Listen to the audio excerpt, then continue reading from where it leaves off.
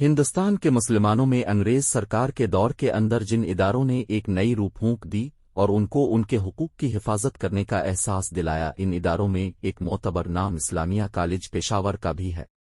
کو سفید اور تاریخ درہ خیبر کے دامن میں واقع اسلامیہ کالج پشاور صدر سے 5 کلومیٹر مغرب میں جی ٹی روڈ پر واقع ہے۔ 121 ایکڑ اراضی پر مشتمل یہ کالج جن عظیم اول سے 1 سال قبل 1913 میں قائم کیا گیا۔ اس کی بنیاد صاحبزادہ عبدالقیوم خان اور سر جارج روز کی پل نے رکھی۔ یہ کالج جس جگہ قائم کیا گیا ہے، اس کے بارے میں ماہرین آثار قدیمہ کے حوالے میں معلوم ہوا ہے کہ اس مقام پر آج سے تقریباً 1800 سال قبل 200 میں بدھ مت کی تعلیمات کے لیے ایک بہت بڑی خانقاہ موجود تھی۔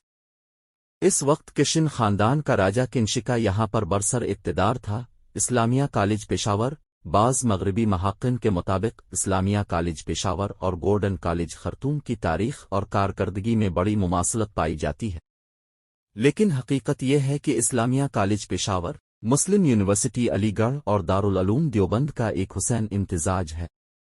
اگر ایک طرف سر صاحبزادہ عبدالقیوم خان اس کالج کے رو رواں تھے، جو سر سید کے مسلک اور تحریک علی گڑھ کے زبردست حامی تھے، تو دوسری طرف کالج کی مسجد اور اسلامیہ کالجیٹ اسکول کا سنگ بنیاد 1912 میں حاجی صاحب ترنگزئی پیر مولانا دوست محمد بارکزئی ثوابی حاض نے اپنے دست مبارک سے رکھا۔ حاجی صاحب ولی علامی مسلک کے پیروکار تھے اور جن